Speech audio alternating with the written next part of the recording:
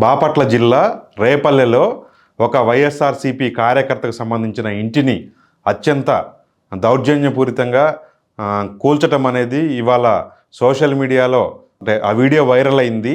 అంటే ఒక వైఎస్ఆర్సీపీ ఓడిపోయినంత మాత్రాన వైఎస్ఆర్సీపీ పార్టీకి సంబంధించిన వాళ్ళ ఇల్లులు, ఆస్తులు, వైఎస్ విగ్రహాలు వీటన్నిటికీ కూడా ధ్వంసం చేస్తాం, అంటే అభివృద్ధి చేస్తాం, రాష్ట్రాన్ని నిర్మిస్తామని చెప్పేసి అధికారంలోకి వచ్చినటువంటి తెలుగుదేశం కూటమి ఈరోజు అంటే ఎటువంటి చర్యలకు పాల్పడుతుంది అని చెప్పడానికి ఇది ఒక ఉదాహరణ అనమాట. బాపట్ల జిల్లా రేపల్లె, ఇది అనగాని సత్యప్రసాద్ రెవెన్యూ మంత్రి నియోజకవర్గము. ఈ నియోజకవర్గంలో ఒక కార్యకర్త అంటే ఇటీవల కొత్తగా కట్టుకున్నాడు యన్నమల్ల వెంకటేశ్వరరావు.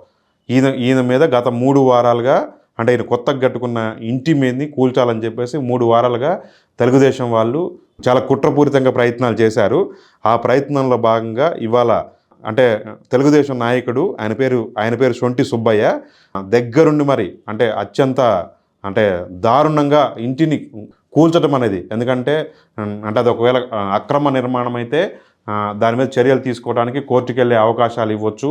కోర్టుకు కానీ వెళ్ళొచ్చిన తర్వాత అది నిజమో అబద్ధమో చూసిన తర్వాత గవర్నమెంటు అధికారులు అంటే రెవెన్యూ అధికారులు పోలీసుల సహకారంతో మాత్రమే ఇట్లాంటి కూల్చివేతలు అనేది చేస్తూ ఉంటారు. ఎందుకంటే తెలుగుదేశం బ్యాచ్ దీన్ని ప్రభుత్వ స్థలంలో ఉన్నటువంటి ఇంటిగా క్లెయిమ్ చేస్తూ ఉన్నారు.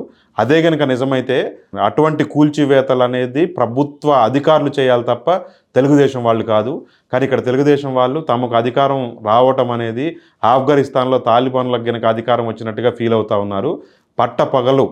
పట్టపగలు దౌర్జన్యపూరితంగా వైసీపీ కార్యకర్త ఇల్లు కూల్చటం అంటే వాళ్ళు ఏమి సంకేతం ఇవ్వదలుచుకున్నారు?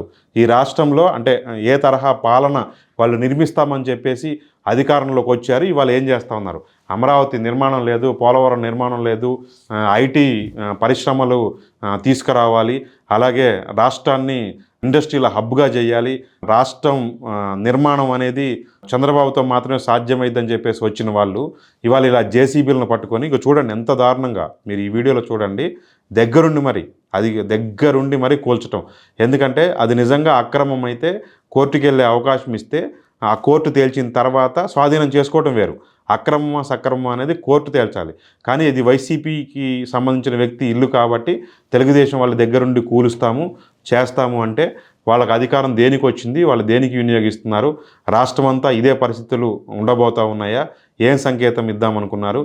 వైఎస్ఆర్సీపీ కార్యకర్తలను నాయకులను అంటే ఈ రకంగా వెంటాడి వాళ్ళను ఇట్లానే అంటే వాళ్ళ ఆస్తులను ధ్వంసం చేయటం ద్వారా అంటే వీళ్ళు ఏదైతే సంక్షేమం చేస్తానని అధికారంలోకి వచ్చారో జగన్మోహన్ రెడ్డి నవరత్నాలు ఇచ్చినటువంటి డబ్బులను దాటి అంటే ఆయన రూపాయి ఇస్తే మేము ₹1.5కి ఇస్తామని చెప్పేసి ఏదైతే అధికారంలోకి వచ్చారో సూపర్ 6 చేస్తామని చెప్పేసి ప్రజలకు హామీ ఇచ్చారో దాన్ని ఎగ్గొట్టడానికి, దాన్ని ఒకవేళ ఎగదొబ్బితే వైఎస్ఆర్సీపీ వాళ్ళు రోడ్డు ఎక్కకుండా చేయటం కోసం వాళ్ళ నైతిక స్థైర్యం దెబ్బతీసే ప్రయత్నం ఏమైనా చేస్తూ ఉన్నారా? ఎందుకంటే ప్రజల్లో సానుభూతి కనిపిస్తూ ఉంది. జగన్మోహన్ రెడ్డి ఓడిపోయిన దగ్గర నుంచి కూడా SC, ST, BC, minority sections ఎవరైతే ఉన్నారో వీకర్స్ చాలా బాధపడుతూ ఉన్నారు.